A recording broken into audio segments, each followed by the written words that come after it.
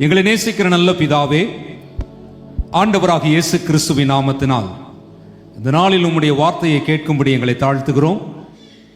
எங்களோடு பேசுவதற்காக இந்த ஸ்தலத்துக்குள்ளே நீர் வந்திருக்கிறீர், உலாவிக் கொண்டிருக்கிறீர், தொடுதல் செய்து கொண்டிருக்கிறீர், உணர்த்தி கொண்டிருக்கிறீர். தொடர்ந்து உம்முடைய வார்த்தையின் மூலமாகவும் கிரியை செய்வீராக. இயேசு கிறிஸ்துவின் நாமத்தினால் ஜெபிக்கிறோம் எங்கள் நல்ல பிதாவே, ஆமென்.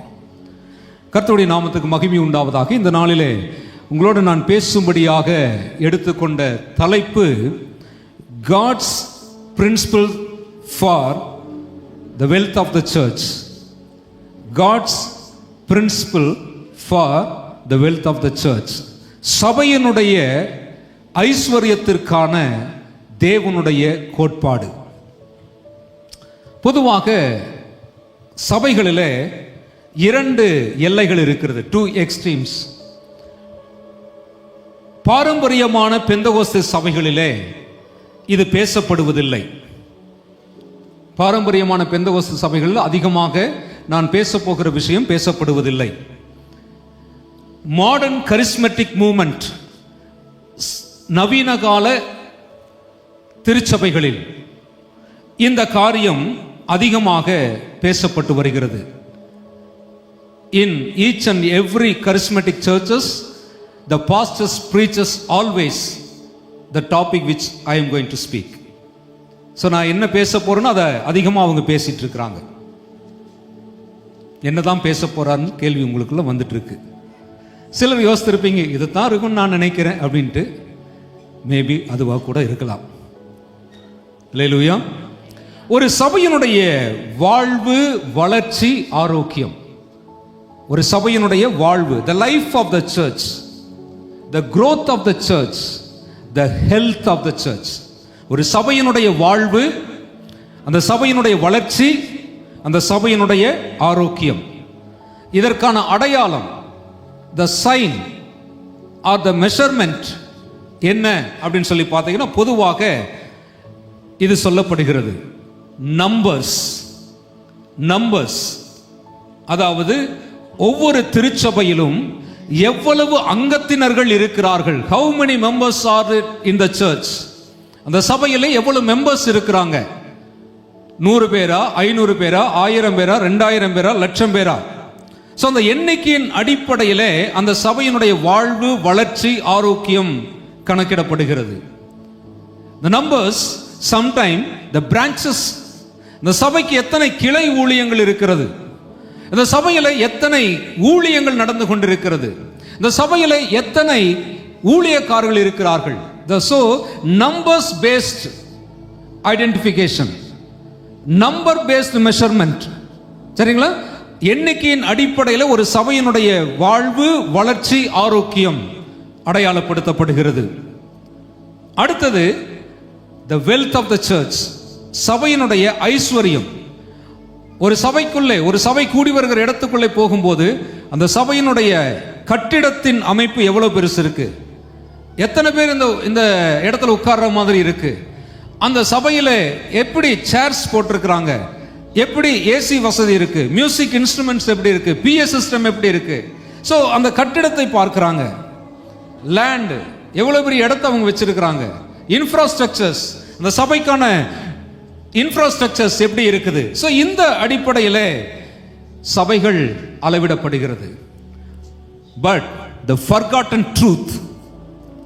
forgotten truth of the church's life, the growth and the health, the factor என்ன தெரியுங்களா?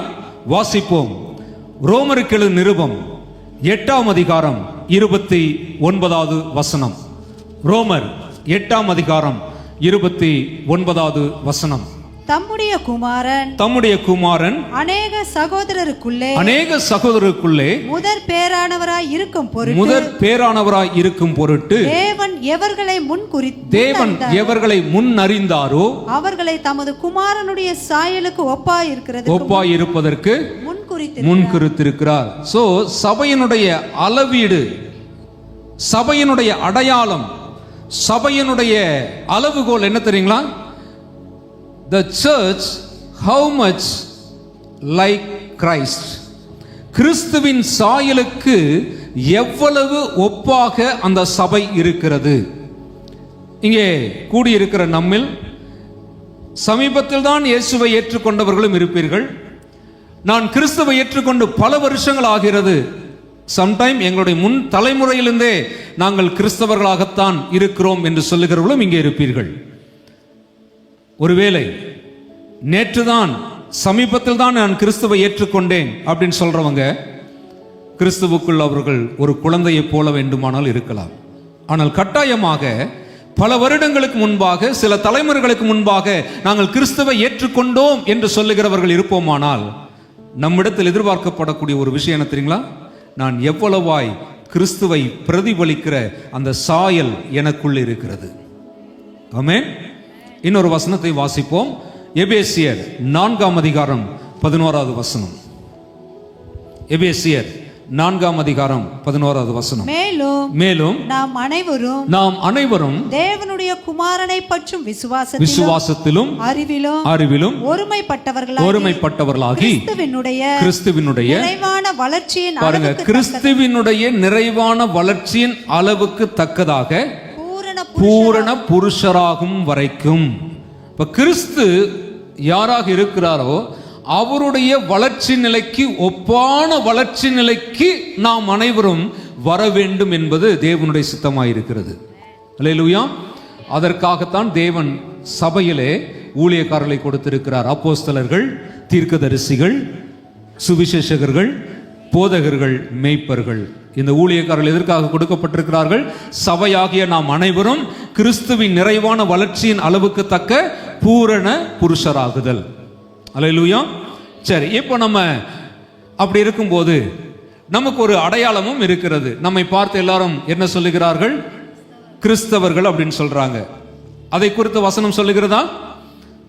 ஆமென். அப்போஸ்தலர் 11ஆம் அதிகாரம் 26ஆம் வசனத்திலே அந்தியோகியாவிலே இருந்த சீஷர்களை முதலாக கிறிஸ்தவர்கள் என்று அழைக்க தொடங்கினார்கள். சீஷன் என்று சொன்னால் அது என்ன அர்த்தம்னா ஸ்டூடெண்ட். சரிங்களா? மாதெட்டோஸ், கிரேக்க வார்த்தை மாதெட்டோஸ். மாதெட்டோஸ் அப்படின்னு சொன்னா அதனுடைய அர்த்தம் என்ன? the follower, student.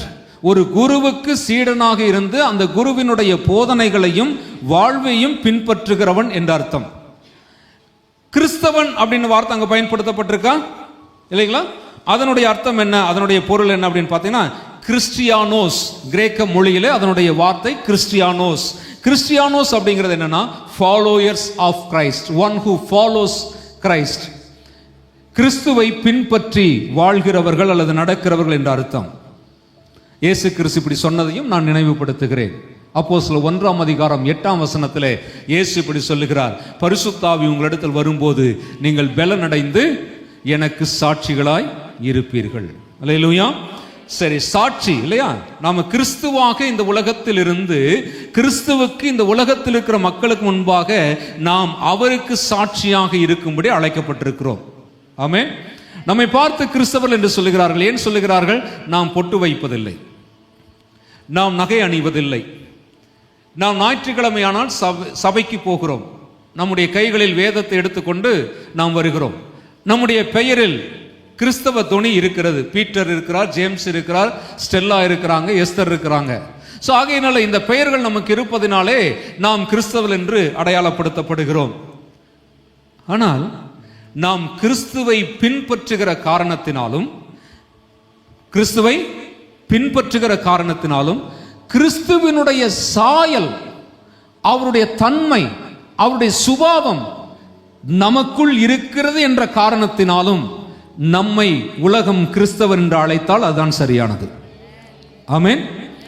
நான் கிறிஸ்தவ பெயரை உடையவனாய் இருப்பதனால என்னுடைய டாக்குமெண்ட்ல, என்னுடைய சர்டிபிகேட்ல என்னுடைய ரிலிஜன் கிறிஸ்தவன் என்று போட்டிருப்பதனாலோ அல்லது என்னுடைய வீட்டினுடைய கேட்லையோ வீட்டினுடைய மேலேயோ நான் ஒரு சிலுவை அடையாளத்தை வரைந்து வைத்து விடுவதனாலோ அல்லது என்னுடைய காம்பவுண்ட் சுவரில் நான் சில வசனங்களை எழுதி வைத்து விடுவதனாலோ அல்லது நான் ஓட்டி செல்லக்கூடிய என்னுடைய வாகனத்தில் முன்னும் பின்னும் கிறிஸ்துவின் அடையாளமாக சிலுவையோ வசனத்தையோ எழுதி வைத்து விடுவதனால் நான் கிறிஸ்தவன் அல்ல. யார் கிறிஸ்தவன்? கிறிஸ்துவின் சாயலை உடையவன் கிறிஸ்தவன். அல்லேலூயா. கிறிஸ்தவத்தினுடைய இன்னொரு அடையாளத்தையும் நான் உங்களுக்கு சுட்டி காட்டுகிறேன். ஒரு காலத்தில், ஒன்ஸ் அப்பான் எ டைம், சரிங்களா, முன்னொரு காலத்தில் இன்னொரு கதையெல்லாம் சொல்லுவாங்க பார்த்தீங்களா, அந்த மாதிரி முன்னொரு காலத்தில் கிறிஸ்தவத்துக்கு சில அடையாளங்கள் இருந்தது. அன்பு. என்னது? அன்பு.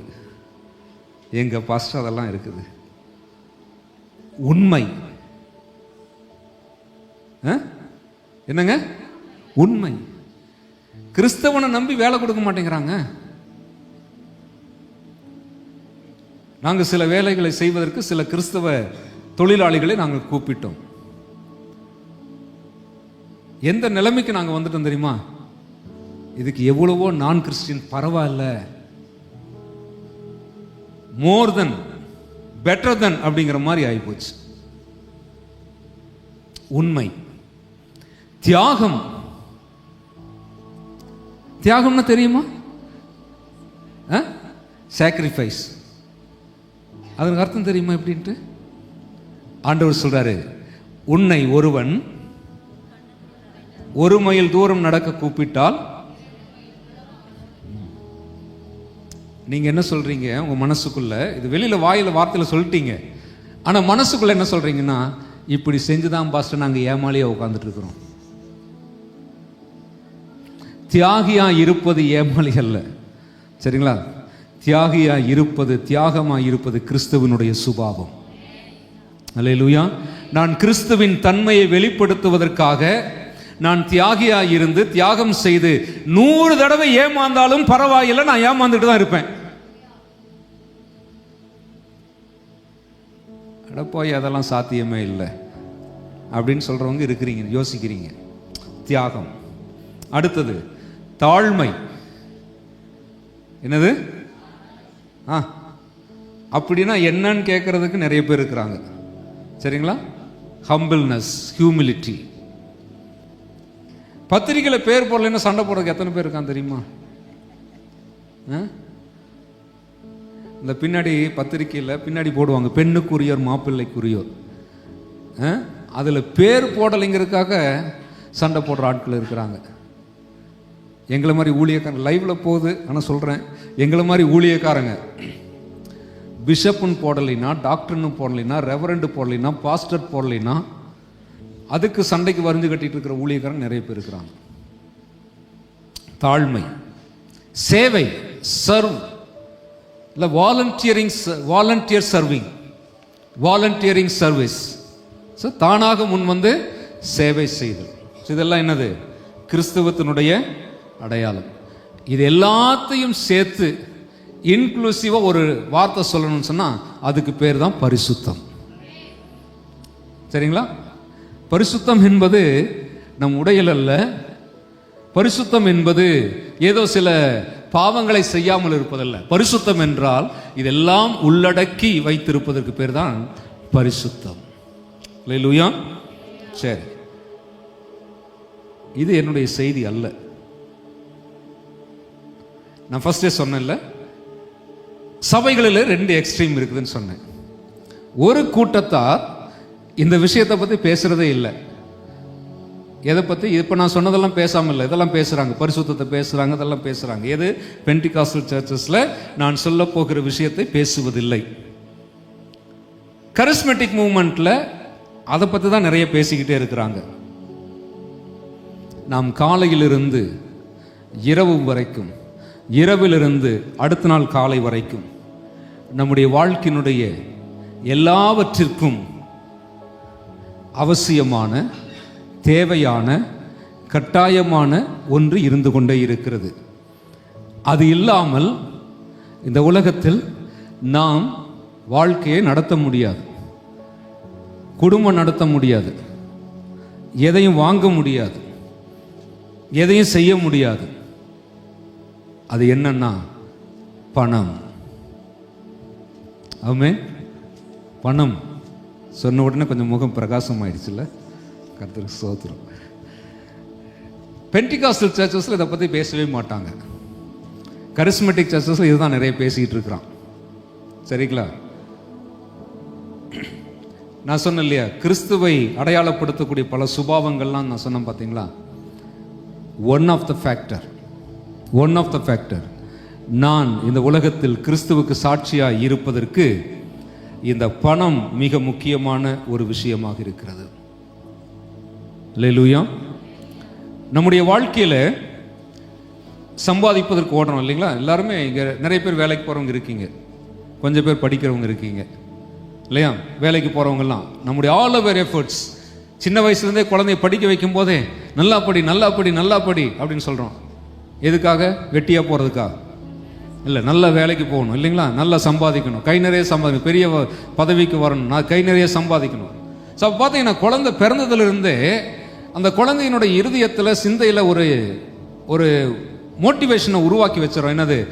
நீ எதிர்காலத்தில் பணம் சம்பாதிக்கணும் அப்படின்னு சொல்லி. ஸோ ஆல் ஓவர் எஃபர்ட், நம்முடைய எஃபர்ட் முழுவதுமே காலையிலிருந்து சாயந்தரம் வரைக்கும் நம்முடைய நேரத்தினுடைய மிக அதிகமான அளவு நேரம் எதற்காக பயன்படுத்தப்படுகிறது? பணம் சம்பாதிப்பதற்காக பயன்படுத்தப்படுகிறது. எதற்காக பணத்தை சம்பாதிக்கிறோம்? டு சர்வைவ், நாம் வாழ்வதற்காக. இந்த உலகத்தில் நாம் வாழ வேண்டுமானால் கட்டாயமாக பணம் தேவை. பணம் இல்லாமல் நாம் எதையுமே செய்ய முடியாது அப்படிங்கிறதுனால இல்லைங்களா? சரி, இப்போ இந்த பணம் நம்முடைய வாழ்க்கையில கிறிஸ்துவை மகிமைப்படுத்தக்கூடிய அல்லது கிறிஸ்துவை வெளிப்படுத்தக்கூடிய ஒரு சாட்சியாகவும் இருக்கிறது. நாம் கிறிஸ்துவுக்கு சாட்சியாக இருப்பதற்கு இந்த பணமும் நம்முடைய வாழ்க்கையுடைய ஒரு முக்கியமான பங்காக இருக்கிறது என்பதை தான் இன்றைக்கு உங்களுக்கு சொல்லிக் கொடுத்து போக விரும்புகிறேன். ஆமென். எப்படி? 2 குறிப்புகளை நான் சொல்ல விரும்புகிறேன். The first point, பணத்திற்கு நாம் கொடுக்கக்கூடிய முக்கியத்துவம், பணத்திற்கு நாம் தரக்கூடிய முக்கியத்துவம்.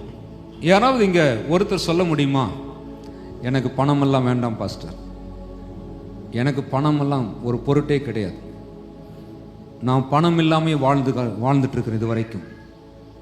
அப்படி யாராவது சொல்றீங்களா? எனிபடி கை தூக்க முடியுமா? இல்லை, எல்லாரும். அப்போ பணத்துக்கு ரொம்ப முக்கியத்துவம் இருக்கா? பணம் இல்லாமல் நம்மளால என்ன செய்ய முடியாது? எதுவும் பண்ண முடியாது. பணம் இருந்தால் எல்லாம் முடியும் அப்படின்னு நினைக்கிறீங்களா? இல்லையா? ஆனா பைபிள் அப்படி சொல்லுதே. வாசிக்கலாம். பிரசங்கியின் புஸ்தகம் 10ஆம் அதிகாரம் 19வது வசனம். பிரசங்கியின் புஸ்தகம் 10ஆம் அதிகாரம் 19ஆம் வசனம்.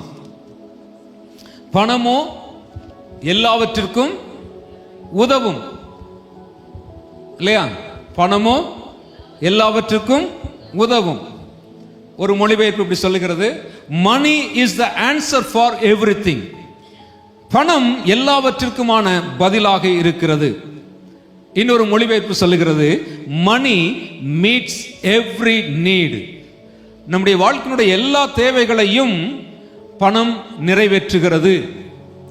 உண்மைதான் இல்லையா? இன்னைக்கு காலையிலேருந்து பணம் இல்லாமல் பால்காரர் வந்து பால் போட்டாரா? கடைக்கு போயிட்டு, பால்காரரே எனக்கு ஒரு பாக்கெட் பால் கொடுங்க, ஆனால் நான் பணம் தர மாட்டேன் அப்படின்னு சொன்னால் பால் கொடுத்துருப்பாங்கன்னு நினைக்கிறீங்க? இன்னைக்கு காலையில் நம்ம டீயே குடிச்சிருக்க முடியாது இல்லை? பெட்ரோல் பங்க்கில் போயிட்டு, பெட்ரோல் பங்க்காரன் நாம் எவ்வளோ நாளாக நம்ம பழகுறோம், நானும் நீங்களும் சின்ன வயசுலேருந்தே ஃப்ரெண்டு, ஒன்றா படிச்சிருக்கிறோம், எங்கள் பக்கத்து வீட்டில் தான் நீங்கள் குடியிருக்கிறீங்க, இப்படி 1000 கதையை சொல்லி என் டேங்க் கொஞ்சம் ஃபில் பண்ணி கொடுங்களேன் அப்படின்னு சொன்னால் ஃபில் பண்ணி கொடுத்துருப்பாரு? நிச்சயமாக செஞ்சிருக்க மாட்டார். ஸோ பணம் எல்லாவற்றுக்கும் தேவைப்படுகிறது. இப்போ சில உதாரணங்களை சொல்லுகிறேன். பணம் இருந்தும் அந்த இடத்தில் அந்த பணத்தால் ஒரு பயனும் இல்லாமல் போய்விட்டது. ஆமென். யோவான் 6ஆம் அதிகாரம் 7ஆம் வசனத்தில் வாசிக்கிறோம், 5000 புருஷர்கள், ஏராளமான ஸ்திரீகள், பிள்ளைகள் கூடியிருக்கிறார்கள். அந்த இடத்துல சீஷர்கள் இப்படி சொல்றாங்க. என்ன சொல்றாங்க பாருங்க. பிலிப்பு அவருக்கு பிரதியுத்தரமாக இவர்களில் ஒவ்வொருவனுக்கும் கொஞ்சம் கொஞ்சம் எடுத்துக்கொண்டால் அப்படின்னா, இந்த காக்கா கடி சாப்பிட்டு இருக்கிறீங்களா? யாருக்கெல்லாம் அந்த பழக்கம் இருக்கு? செஞ்சிருக்கீங்க? பழக்கங்க சொல்லக்கூடாது, அதை செஞ்சிருக்கிறோம் இல்லையா?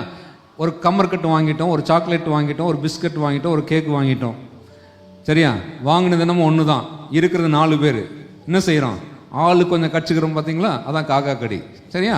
அந்த காக்கா கடி சாப்பிட்டா கூட அங்கே சொல்றாரு, 200 வாங்கினா கூட அந்த காலத்தில், சரிங்களா, 200 ரூபாய் பணத்துக்கு வாங்கினா கூட இத்தனை பேருக்கு என்ன செய்ய முடியாது, காக்கா கடி காய்ச்சா கூட பத்தாதுப்பா அப்படின்னு சொல்லி யார் சொல்றாரு? பிலிப்பு தானே சொல்றாரு. பிலிப்பு வந்து சொல்றாரு. சரி, இன்னொரு வசனத்தை வாசிக்கலாம். அப்போஸ்தலர் 3:6 அங்கே அலங்கார வாசலுக்குள்ளே நுழைகிற பொழுது அங்க ஒரு சப்பானி படுத்திருக்காரு, உட்கார்ந்து இருக்காரு. அந்த சப்பானியை பார்த்து பேதுரு சொல்லுகிற வார்த்தை, வெள்ளியும் பொன்னும் என்னிடத்தில் இல்லை. சரி, இப்போ ஒரு வேளை இப்படி யோசித்து பாருங்களேன். அந்த இடத்துல பேதுரு கிட்ட ஒரு 4 வெள்ளி பணம் இருந்துன்னு வச்சுக்குவோமே, 4 வெள்ளி பணம் வச்சிருக்காரு. இப்போ அந்த வெள்ளி பணம் இருந்திருந்தா என்ன நடந்திருக்குன்னு நினைக்கிறீங்க? என்ன நடந்திருக்கான்? அவன் இன்னும் 10 வருஷம் சப்பானியை தான் வாழ்ந்திருப்பான். இன்னும் அவன் சாகிற வரைக்கும் சப்பானியா தான் இருந்திருப்பான். நல்ல வேளை அந்த இடத்துல பேதுருக்கிட்ட என்ன இல்லாமல் போச்சு, வெள்ளியும் பொண்ணும் இல்லாமல் போனது நல்லது. கர்த்தருக்கு ஸ்தோத்திரம். அதனாலதான் என்னாச்சு, இயேசுவின் நாமத்தினால எழுந்து நடன்னு சொன்ன உடனே அவன் நடந்துட்டான். அல்லேலூயா. அப்ப பணம் அந்த இடத்துல என்ன செய்ய முடியாது? பணம் இருந்திருந்தால் அவன் சப்பானி, பணம் இல்லாமல் போனதுனால தான் அவன் நடந்தான். ஆமென். அப்ப பணம் இல்லாமல் போனதுக்கு கர்த்தருக்கு ஸ்தோத்திரமா? ஆமென். நம்ம கிட்ட பணம் இல்லைனாலும் கர்த்தருக்கு ஸ்தோத்திரமா? ஆமென். கர்த்தருக்கு ஸ்தோத்திரம். அல்லேலூயா. சத்தமே வர மாட்டேங்குது இல்ல? கர்த்தருக்கு ஸ்தோத்திரம். சரி, அடுத்தது எசேக்கியேலின் புஸ்தகம் 7:19. நிறைய வசனம் சொல்றேனா? குறிப்பெடுக்கிறீங்க? கர்த்தருக்கு ஸ்தோத்திரம். எசேக்கியேல் 7:19. தங்கள் வெள்ளியை தெருக்களில் எரிந்து விடுவார்கள், அவர்களுடைய பொன் வேண்டா வெறுப்பாய் இருக்கும். வேணாம், தூக்கி போட்டுருவாங்க. ஏன் தெரியுங்களா? கர்த்தருடைய சினத்தின் நாளிலே அவர்களுடைய வெள்ளியும் அவர்களுடைய பொன்னும் அவர்களை, ஆமா, தேவனுடைய கோபம் வெளிப்படும் போது எவ்வளவுதான் பொண்ணு வச்சிருந்தாலும், உலகத்திலே பெரிய பணக்காரன் அம்பானின்னு சொல்றாங்க, எலான் மஸ்க் சொல்றாங்க, அவர் யாரா இருந்தாலும் சரி, எவ்வளவு கோடி வச்சிருந்தாலும் சரி, கர்த்தருடைய கோபத்தின் நாளிலே, ஆண்டவரே நான் இவ்வளவு பெரிய பணம் வச்சிருக்கிறேன், என்னை விட்டுருங்கன்னு சொன்னா வருமா? நடக்குமா? நடக்கவே நடக்காது. ஸோ அப்போ பணம் இருந்தாலும் அந்த பணத்தினால் எப்பொழுதும் உதவி செய்ய முடியாது. அப்பயே பிரசங்கி சொல்றாரு, பணமோ எல்லாவற்றிற்கும் உதவும் அப்படின்னு சொல்றாரு. அதாவது எங்கெல்லாம் பணம் உதவி செய்ய முடியுமோ அங்கெல்லாம் பணத்தால் உதவி செய்ய முடியும். பணத்தால் உதவி செய்ய முடியாத இடங்களில் தேவன் ஒருவரால் மட்டுமே உதவி செய்ய முடியும். அல்லேலூயா. சரி, இப்போ இந்த பணத்திற்கு தரக்கூடிய முக்கியத்துவம் நம்முடைய வாழ்க்கையில நம்ம எப்படி கிறிஸ்துவுக்கு சாட்சியாக நிறுத்துகிறது அப்படிங்கிறத நான் உங்களுக்கு சொல்ல போறேன். இப்ப நம்ம வாழ்க்கையில நாம் பணத்திற்கு முக்கியத்துவம் கொடுக்கிறோம், இல்லை என்று சொல்லவில்லை இல்லையா? கிறிஸ்தவர்களா இருப்பதனால நான் வேலைக்கு போகாம இருக்கிறேன்னா, சம்பாதிக்காம இருக்கிறேன்னா, வியாபாரம் செய்யாம இருக்கிறேன்னா, படிக்காம இருக்கிறேன்னா, எல்லாமே நான் செய்யறேன். ஏன்? Because of money. பணம் வேண்டும் என்பதற்காக, பணம் சம்பாதிக்க வேண்டும் என்பதற்காக. ஆனால் இந்த பணத்திற்கு நாம் தரக்கூடிய முக்கியத்துவத்தில் ஒரு சின்ன மிஸ்டேக் சில நேரத்தில் கிறிஸ்தவர்கள் செய்து விடுகிறார்கள். அது அவர்களுடைய வாழ்க்கையை சாட்சியற்ற வாழ்க்கையாய் மாற்றி விடுகிறது. கிறிஸ்துவை பிரதிபலிக்காமல், கிறிஸ்துவை மகிமைப்படுத்தாமல், கிறிஸ்துவை விட்டு அவர்களை விலக வைத்து விடுகிறது. எங்க தெரியுங்களா? பணம் ஒரு நாளும் நமக்கு கடவுளாகி விடக்கூடாது. அல்லேலூயா. இயேசு கிறிஸ்து சொல்லுகிற ஒரு வசனம், அநேக வருடங்களாக தவறாகவே புரிந்து கொள்ளப்பட்டிருக்கிற ஒரு வசனம். மத்தேயுவின் சுவிசேஷம் 6:24. மத்தேயு 6:24.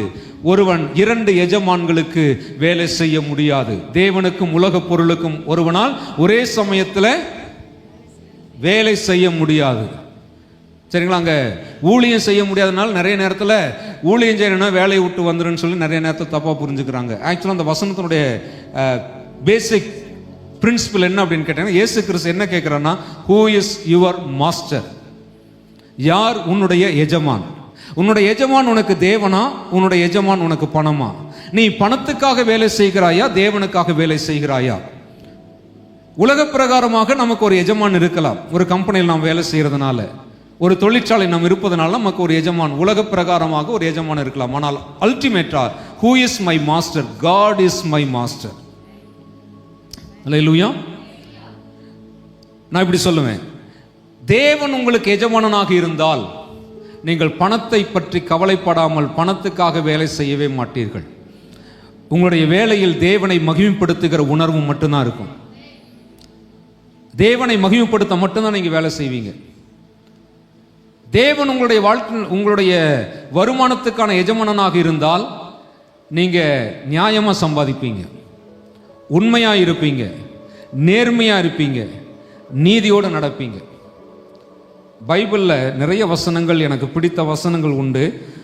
அதில் எனக்கு ரொம்ப பிடித்தமான ஒரு வசனம் சங்கீதங்களின் புஸ்தகம் 15ஆம் வசனத்தில் 4ஆம் வாக்கியம். சங்கீதம் 15ல் 4ஆம் வாக்கியத்தினுடைய கடைசி பகுதி இப்படி சொல்லுகிறது: ஆணையிட்டதில் நஷ்டம் வந்தாலும் தவறாதிருக்கிறவன்.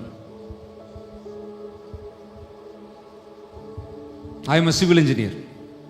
நான் ஒரு சிவில் இன்ஜினியர். நான் ஒரு வீடு கட்டுறதுக்கு கான்ட்ராக்ட் போடுறேன். ஸ்கொயர் ஃபீட் 2000 rupees கட்டி கொடுக்கறதா நான் ஒரு கான்ட்ராக்ட் போடுறேன். திடீர்னு கவர்மெண்ட் என்ன பண்ணுது? டாக்ஸ் இன்க்ரீஸ் பண்ணிடுறாங்க. இப்போ அவர் ஒரு நான் கிறிஸ்டியன். நான் யாருக்கு கட்டிடம் கட்டி கொடுக்கணும்? அவர் நான் கிறிஸ்டியன் வச்சுக்கங்களேன். இப்போ நான் என்ன செய்யலாம்? அவர்கிட்ட ரெக்வெஸ்ட் பண்ணலாம், சார் இந்த மாதிரி டாக்ஸ் எல்லாம் இன்க்ரீஸ் ஆயிடுச்சு. நான் கோட் பண்ணி கொடுக்கும்போது 2000 ரூபாய்க்கு நான் கோட் பண்ணி கொடுத்தேன். ஆனால் இப்போ அந்த 2000 ரூபாய்க்கு என்னால் வேலை செய்ய முடியாது. முடிஞ்ச எனக்கு 2100 இன்க்ரீஸ் பண்ணி கொடுத்தீங்க, ஒரு 100 rupees இன்க்ரீஸ் பண்ணி கொடுத்தீங்க, நல்லா இருக்கும். நான் ரெக்வெஸ்ட் பண்ணலாம். ஆனால் அவர் உலகத்தான் இல்லை, அவர் கிறிஸ்தவர் அல்லாதவர். அவர் என்ன சொல்றாரு? அதெல்லாம் முடியாது. நீ என்ன எனக்கு கான்ட்ராக்ட்ல சைன் பண்ணி கொடுத்தியோ அந்த ரேட்ல தான் பண்ணி கொடுக்கணும். நீ கிறிஸ்தவன் தானே? நீ கிறிஸ்தவன் சொன்னா உண்மையா எனக்கு நீ என்ன ரேட்ல கோட் பண்ணி கொடுத்தியோ அதில் தான் பண்ணி கொடுக்கணும். எனக்கு நஷ்டம் வருமா? கட்டாயம் நஷ்டம் வரும். வசனம் சொல்லுகிறது, யார் கர்த்தருடைய வீட்டில் தங்குவாங்க?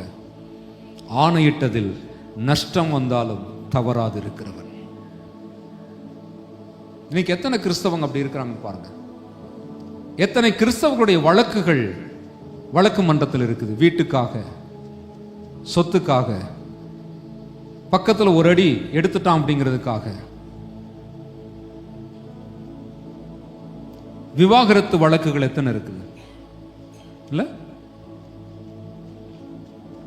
சோ பணம் ஒரு நாள் நமக்கு என்ன ஆயிடக்கூடாது? எஜமானன் ஆகிவிடக்கூடாது, கடவுளாகி விடக்கூடாது. Always depends on God who gives money, who blesses your work. உங்களுக்கு பணத்தையும் வருமானத்தையும் கொடுக்கிற தேவன் மேலதான் உங்களுடைய நம்பிக்கை இருக்க வேண்டுமே தவிர ஒருபோதும் நீங்கள் சம்பாதிக்கும் பணத்தின் மேல் இருக்கக்கூடாது. நீங்கள் செய்யும் வேலையின் மேல உங்க நம்பிக்கை இருக்கக்கூடாது. மேரேஜுக்கு நிறைய ப்ரொபோசல்ஸ் எல்லாம் வரும். இங்கே நிறைய பிள்ளைங்கள்லாம் இருக்கிறாங்க, வாலிபர்கள்லாம் இருக்காங்க. எல்லாரும் பெற்றோர்லாம் தேடுவீங்க, மாப்பிள்ளை பொண்ணு வேணும்னு சொல்லி. கிரைட்டீரியா, நல்ல ஆவிக்குரிய பொண்ணு பையன் வேணும். குட், ரொம்ப நல்லது, ரொம்ப அருமையான தேர்ந்தெடுப்பு. அடுத்தது, என் பொண்ணோ பையனோ படிச்சிருக்கிற டிகிரிக்கு சமமாக படிச்சிருக்கணும். பரவாயில்ல, எதிர்பார்க்கலாம். அடுத்தது 2-3 அடுத்து வரும் பாருங்க. சொந்த வீடு இருக்க வேண்டும். என்ன இருக்கணும்? கேட்குற ஆளுக்கு சொந்த வீடு இருக்காதுங்க. கேட்குற ஆளுக்கு சொந்த வீடு இருக்காது. ஆனால் டிமாண்ட் என்ன தெரியுமா? சொந்த வீடு இருக்கணும். அரசாங்க வேலையில் இருக்க வேண்டும். சமீபத்தில் என்னுடைய நண்பர், என்னுடைய ஸ்டூடெண்ட்டாக இருந்தவர், அவர்கிட்ட நான் பேசினேன், உங்கள் மகளுக்கு கல்யாணம் ஆயிடுச்சான்ட்டு. இப்போ அந்த பிள்ளைக்கு 38 வயசு, என்ன திருமணம் ஆகலை. ரொம்ப கஷ்டமாயிடுச்சு. சரிங்க, ஏதாவது பார்க்கலாமா அப்படின்னு கேட்டேன். பாருங்க ஐயா அப்படின்னாரு. என்ன இன்னும் எந்த யோசனையில் இருக்கீங்க அப்படின்னு கேட்டேன். பாஸ்டர், சொந்த வீடு வேணும் பாஸ்டர், ஒரு நல்ல வேலையில் இருக்கணும் பாஸ்டர். நான் சொன்னேன், திருமணம் நடக்குங்கிற முடிவோட தான் கேட்குறீங்களா இல்லை நடக்கக்கூடாதுங்கிற முடிவோட கேட்குறீங்களா?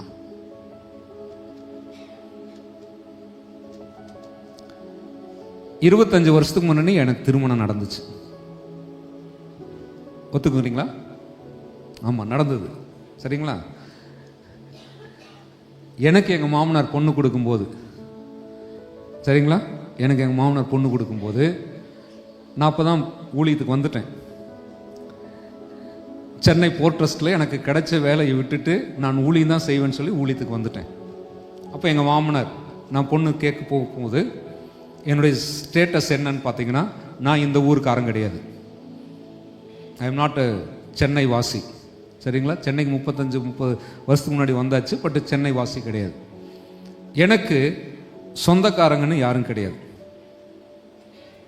எங்கள் அப்பா என்னுடைய 4வது வயசில் வேற திருமணம் பண்ணிட்டு போயிட்டாரு. என்னுடைய அம்மா எனக்கு 17 வயசு ஆகும்போது இறந்து போயிட்டாங்க. எனக்கு கூட பிறந்தவங்க யாரும் கிடையாது. இங்கே சென்னையில் என்னுடைய பெரியம்மா வீட்டில் தான் நான் வாழ்ந்துட்டு இருந்தேன். அவங்களுடைய பராமரிப்பில் தான் இருந்தேன். ஸோ அப்போது எனக்குன்னு சொல்லிக்கிறதுக்கு, நெருக்கமாக சொல்லிக்கிறதுக்கு எந்த சொந்தக்காரங்களும் அப்படி சொல்லிக்க முடியாது. அப்பொழுது என்னுடைய வருமானம், எனக்கு ஊழிய ஸ்தாபனத்திலிருந்து எனக்கு கொடுக்கப்பட்ட சம்பளம் 1750 ரூபாய் இன் 2000. 2000 என்னுடைய சம்பளம், எனக்கு ஸ்தாபனத்திலிருந்து கொடுத்த சம்பளம் 1750 ரூபாய். சொந்த வீடு கிடையாது. இதுதான் என்னுடைய ஸ்டேட்டஸ் அன்னைக்கு. ஒருவேளை கிறிஸ்தவன் கம்யூனிட்டி எல்லாம் பார்ப்பாங்க, பார்க்குறவங்க இருக்காங்க. என்னுடைய மாமனார் அதையும் கன்சிடர் பண்ணல. இதெல்லாம் கன்சிடர் பண்ணாம இந்த மனுஷன் ஒரு ஊழியக்காரன், இவனுக்கு நம்ம பொண்ணை கொடுக்கணும். அல்லேலூயா. இன்னைக்கு வரைக்கும் எங்கள் மாமனார் 4 வருடத்துக்கு முன்னாடி இறந்துட்டார்.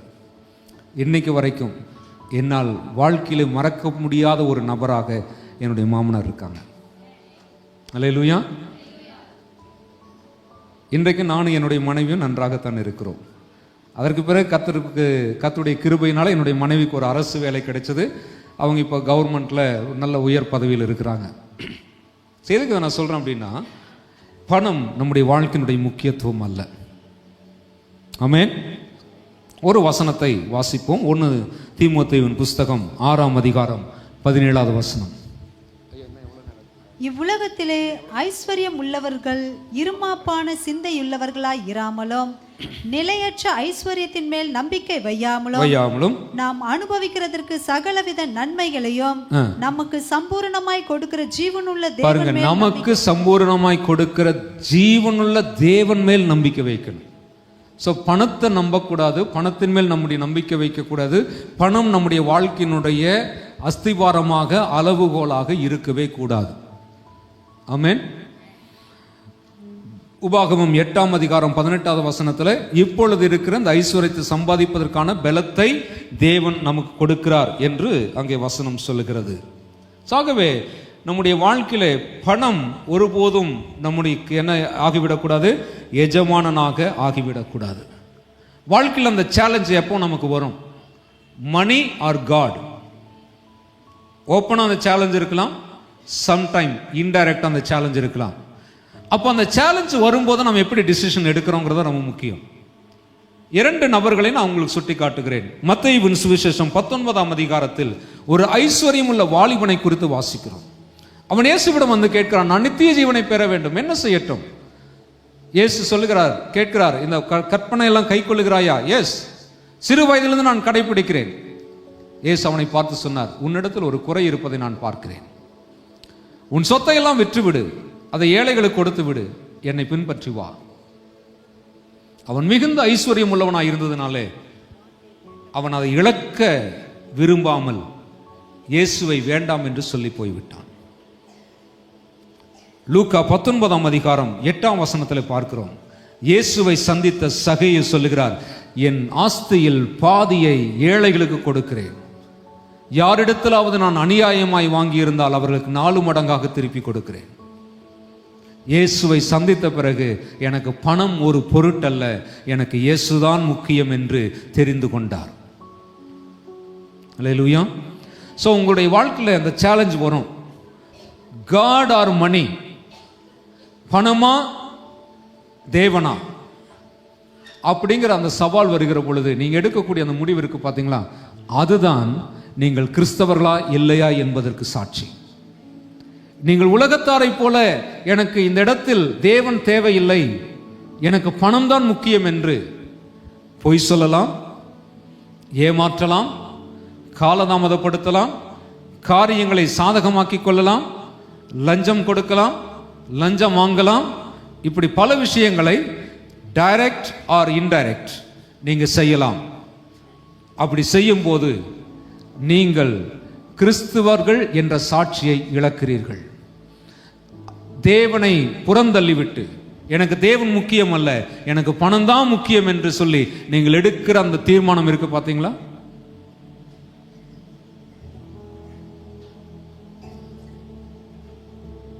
கர்த்தருக்கு ஸ்தோத்திரம். இரண்டாவது பாயிண்ட், நாம் கிறிஸ்தவர்கள் என்ற சாட்சிக்கு பணத்தை அடிப்படையாக வைத்து நான் என்ன சொல்ல முடியும்? நாம் பணத்தை எவ்வாறு பயன்படுத்துகிறோம்? how we handle or use money. நமக்கு வரக்கூடிய பணம் கொஞ்சமா இருக்கலாம், நிறைய இருக்கலாம், அதை பற்றி பிரச்சனை கிடையாது. நமக்கு எவ்வளவு வந்தாலும் பத்தாதுங்கிறது தான் உண்மை. ஆமென். ஒருவேளை இந்த ஆலயத்துக்குள்ளே மாதம் 1 லட்சம் ரூபாய் சம்பாதிக்கிறவர்கள் இருக்கத்தான் செய்வீர்கள். இன்னைக்கு அதெல்லாம் சர்வசாதாரணமாயிடுச்சு. குறைந்தபட்சம் ஒரு 15,000 ரூபாய் சம்பாதிக்கிறவர்கள் இருக்கத்தான் செய்வீர்கள். நம்ம நினைச்சுக்குவோம் 15,000 ரூபாய் சம்பாதிக்கிறவங்க 15,000 ரூபாய் வச்சு என்ன பண்றது, பல்லு குத்த கூட உதவ மாட்டேங்குது. அவன் பார்த்தியா 1 லட்சம் ரூபாய் சம்பாதிக்கிறான், அவன் ராஜா மாதிரி இருக்கான்ப்பா அப்படின்னு நீங்க நினைக்கிறீங்க இல்லையா? அந்த ஆளை கூப்பிட்டு, ஏ தம்பி, நீ 1 லட்சம் ரூபாய் சம்பாதிக்கிறல்ல அப்படின்னு கேட்டு பாருங்களேன், எங்கத்த பத்துது அது? அவன் என்ன சொல்றான்? 1 லட்சம் ரூபாய் நமக்கு பகி இருக்குது, 15,000 ரூபாய் வாங்குற எனக்கே பத்த மாட்டேங்குன்னு சொன்னா கரெக்ட். நீ 1 லட்சம் ரூபாய் வாங்கிட்டு பத்த மாட்டேங்குன்னு சொல்றியே, ஏன் இந்த பிரச்சனை? இல்ல, பணத்தை கையாளுவதில் நமக்கு இருக்கிற சில குறைவுகள் உண்டு. ஃபர்ஸ்ட், அதுல இருக்கிற சப் பாயிண்ட் நான் சொல்றேன். when you earn money, first question அதுல, whose this money? இந்த பணம் யாருடையது? இந்த பணம் சம்பளம் வாங்குறீங்கல்ல, 1ஆம் தேதி ஆனா 31ஆம் தேதி ஆனா உங்க அக்கௌண்ட்ல ஒரு மெசேஜ் வருதுல்ல, டங்குன்னு ஒரு சவுண்ட் வருதுல்ல, ரிசீவ் ஆயிடுச்சுன்னு சொல்லிட்டு உடனே நம்ம ஓப்பன் பண்ணி பார்க்குறோம், கூகுள் பே ஓப்பன் பண்ணி பேலன்ஸ் எவ்வளோன்னு செக் பண்ணுறோம் இல்லை, அக்கௌண்ட்ஸ் பேலன்ஸ், மொபைலில் இருக்கக்கூடிய பேங்க் ஆப் எடுத்து ஓப்பன் பண்ணி பார்க்குறோமா, சேலரி பில் ஓப்பன் பண்ணி பார்க்குறோமா? பார்க்கும்போது அந்த பணம் யாருடையது? பெரும்பாலும் நம்ம நினைச்சுக்கிறோம் இட்ஸ் மைன், என்னோட பணம். அப்படிதானே நினைக்கிறோம்? நினைக்கிறது இல்லையா நீங்க? கர்த்தருக்கு ஸ்தோத்திரம். இப்போ நான் சொல்ல போற பாயிண்ட்ல நீங்க மாட்டுவீங்க.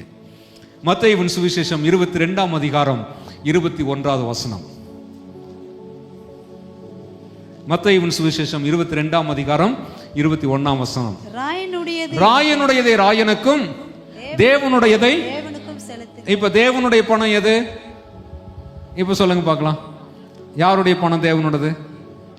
தசம பாகம். கரெக்ட், கர்த்தருக்கு ஸ்தோத்திரம். 10ல் 1 தேவனுடையது. சரிங்க, 10ல் 1 தேவனுக்கு கொடுத்துட்டங்க, மீதி 9 இருக்கு, அது யாருதுங்க?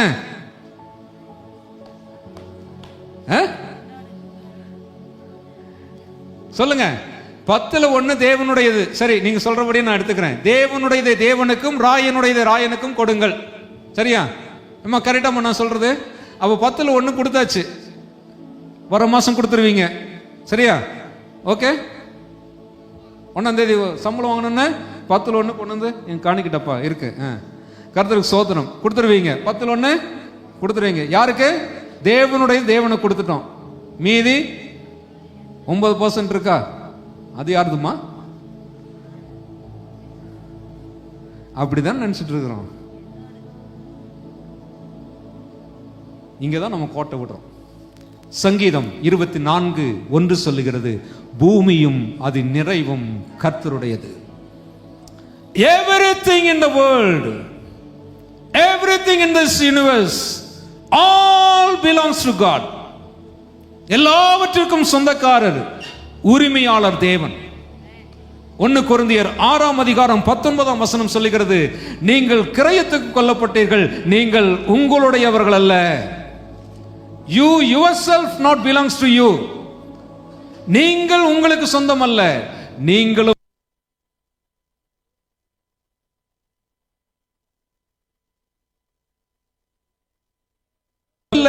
10ல் 10 தேவனுடையது.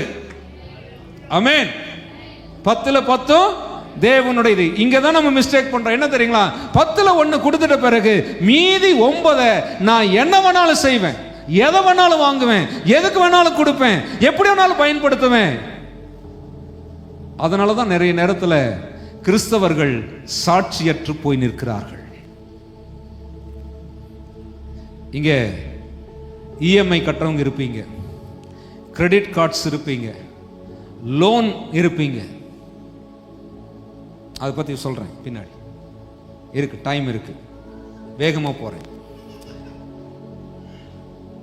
இந்த வசனம் எல்லாருக்கும் தெரியும், மல்கியா 3:10, அது தெரியும் எல்லாருக்குமே. அதுக்கு ஆதரவா இருக்கக்கூடிய ஒரு வசனம் தான் 8ஆம் வசனம். எதனால் என்னை வஞ்சிக்கிறீர்கள், தசம பாகத்திலும் காணிக்கையிலும் தானே. அப்ப நீங்க என்ன நினைச்சுக்கிறீங்க, ஆண்டவர் நான் 10ல் 1 கரெக்டா கொடுத்துறனே, அப்ப நான் வஞ்சிக்கலையே, நான் கொடுத்துட்ட பிறகு என்ன ஆசீர்வதிக்க மாட்டேங்கிறீங்களே, எனக்கு இந்த ஆசீர்வாதம் இல்லாம போச்சே, நான் என்ன கடன்காரனா இருக்கிறேனே, என் வீட்டு அடமானம் வச்சிட்டேனே, என் நகையை கொண்டு போய் நகை அடமானம் வச்சிட்டேனே, நான் பர்சனல் லோன் போட்டுட்டேனே, என்னுடைய கிரெடிட் கார்டு பே பண்ண முடியாம கஷ்டப்படுறேனே. 10ல் 1 கொடுத்துட்டா மீதி 9 எப்படி வேணாலும் செலவு பண்ணா அர்த்தம் கிடையாது. சரி, இப்போ ஒரு கேள்வி கேட்கலாம். சினிமா தியேட்டருக்கு போய் சினிமா பார்க்கறது பாவம் தானே? பாவமா இல்லையா? புக் மை ஷோவில் புக் பண்ணிட்டு நீங்க நினைக்கிறீங்க பாஸ்டருக்கு இதெல்லாம் எப்படி தெரியுது? களவும் கற்றுமற. சரியா? புக் மை ஷோவில் புக் பண்ணிட்டு சினிமா தியேட்டருக்கு போய் சினிமா பார்க்கறது பாவமா? பின்னாடி பாப்பா பாவம் தானே?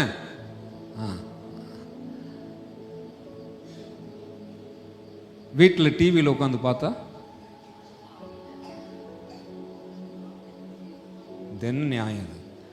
சினிமா தியேட்டரில் போய் சினிமா தியேட்டரில் உட்காந்து பார்த்தா பாவமா, ஆனால் வீட்டில் உட்காந்து பார்த்தா பாவம் இல்லையா?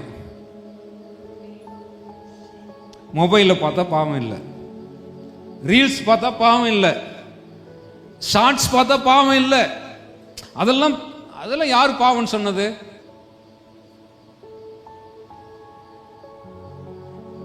சரி, அது எப்படி பாவம்ட்டு கொஞ்சம் ஒரு விளக்கத்தை நான் உங்களுக்கு சொல்றேன். உங்க போனுக்கு டேட்டா போடுறீங்கல்ல, எதை வச்சு போடுறீங்க? துட்டு தானே, கரெக்டா? உங்க வீட்டுக்கு எலக்ட்ரிசிட்டி கட்டுறீங்களா, எதை வச்சு கட்டுறீங்க? நீங்க சம்பாதிக்கிற பணத்தை வச்சு தானே கட்டுறீங்க. டிடிஹெச் வீட்டில் டிஷ் வச்சிருக்கீங்களா, அதுக்கு கட்டுறோமா? கேபிள், சில வீட்டில் கேபிள் வச்சிருப்பாங்க. இப்போ இதுக்கெல்லாம் பணம் கட்டுறோமா? எந்த பணத்துலேருந்து கட்டுறோம்? அந்த 9லேருந்து தானே கட்டுறோம். 10ல் 1 காணிக்கையாக கொடுத்துட்டு மீதி 9 எதுக்கெல்லாம் செலவு பண்ணுறோம்? அப்போ அந்த பணம் யாருது?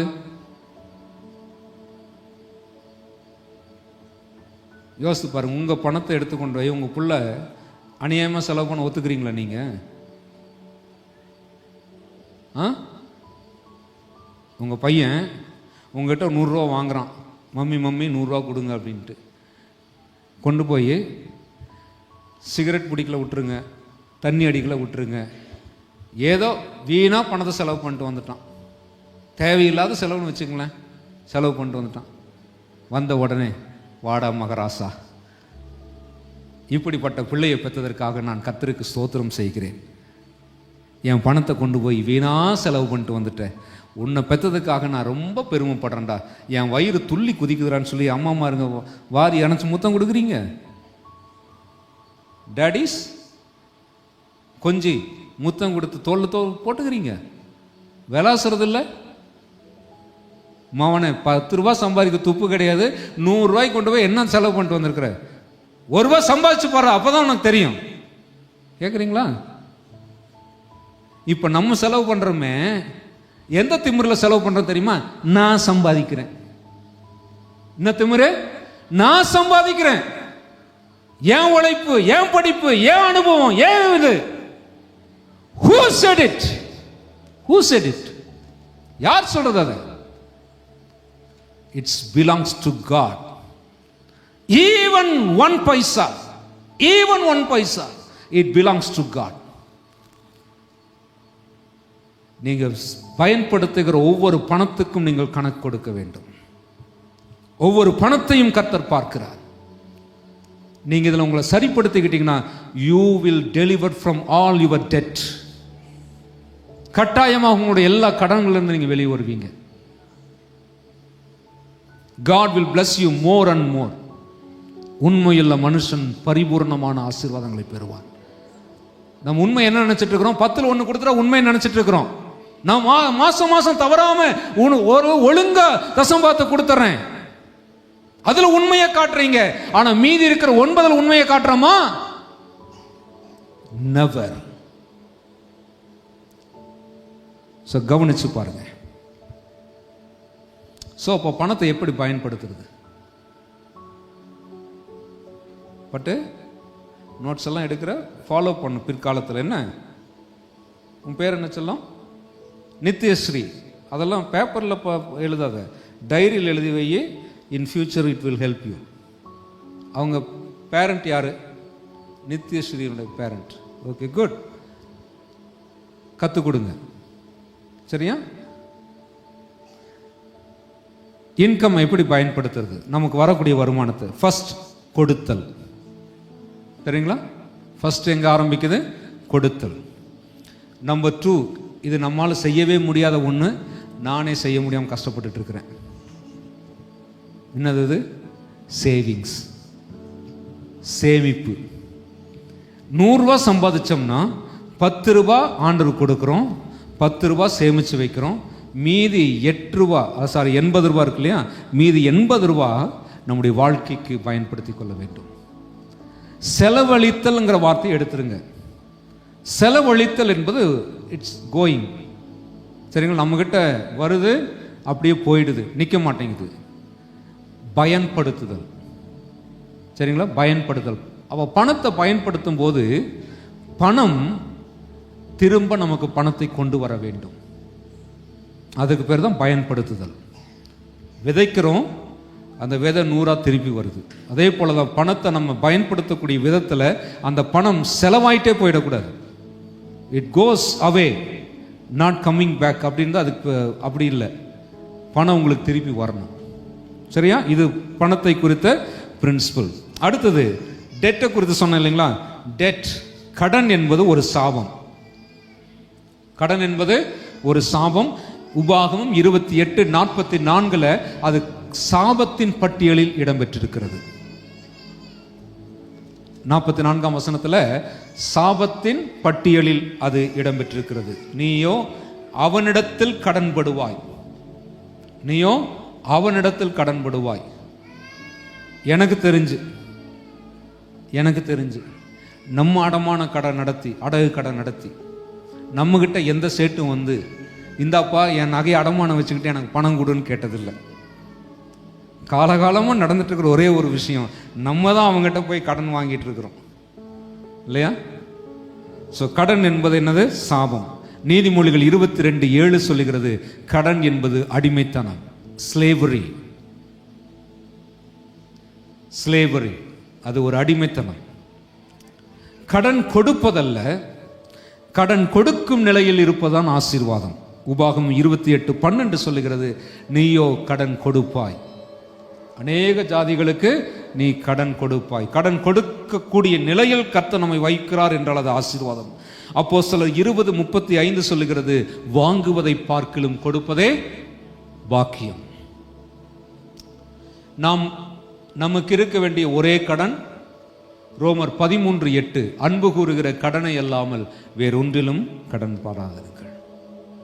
சப்போ கிறிஸ்துவை நான் சாட்சியாக இந்த உலகத்தில் வெளிப்படுத்துவதற்கு இந்த பணம் ரொம்ப முக்கியமானது. இந்த வியூல நீங்க பார்த்துருக்க மாட்டீங்கன்னு நான் நினைக்கிறேன். ஏன்னா இது நம்முடைய வாழ்க்கையில் நடைமுறையில் எவ்ரிடே, ஆல்வேஸ் இல்லையா? இது எந்த அளவுக்கு நம்முடைய சாட்சியை பாதித்திருக்கிறது என்பதை புரிஞ்சுக்குங்க. நான் எந்த அளவுக்கு கிறிஸ்துவுக்குள்ள வளராம போயிருக்கிறேங்கிறத புரிஞ்சுக்குங்க. ஸோ நம்மை கர்த்தர் இந்த பூமியிலே அவருக்கு சாட்சியாக வச்சிருக்கார். நீங்க இருக்கிற இடம், குடியிருக்கிற இடம், வாழ்கிற இடம், வேலை செய்கிற இடம், அந்த இடத்துல 10 பேர் கடன் வாங்கி இருக்கிறான், அதில் நீங்களும் ஒருத்தராக இருக்கிறது நல்லதல்ல. 10 பேர் பணத்தை கஷ்டப்படுறான், அதில் நீங்களும் ஒருத்தராக இருக்கிறது நல்லதல்ல. 10 பேர் பணத்தை தப்பாக பயன்படுத்துகிறான், அதில் நீங்களும் ஒருத்தராக இருக்கிறது சரியல்ல. இது எல்லாவற்றிலும் விடுதலையாகி பணத்தை கையாளுவதற்கு கற்றுக் கொடுக்கக்கூடியவர்களாக நீங்கள் மாற வேண்டும். உங்கள் கூட இருக்கிறவங்க உங்ககிட்ட வந்து கேட்கணும், நீ மட்டும் 10,000 ரூபா தான் சம்பளம் வாங்குற, ஆனால் எப்படி நல்லா இருக்கிற? நான் 10 லட்சம் சம்பாதிச்சும் எனக்கு ஒன்றும் இல்லை, ஆனால் 10,000 சம்பாதிச்சா நீ நல்லா இருக்கிறிய எப்படி? உங்ககிட்ட வந்து கேட்கணும். அப்படிப்பட்ட சாட்சி உங்கள் வாழ்க்கையில் வளரணும். அல்லேலூயா. நாம் ஜெபிக்கலாமா?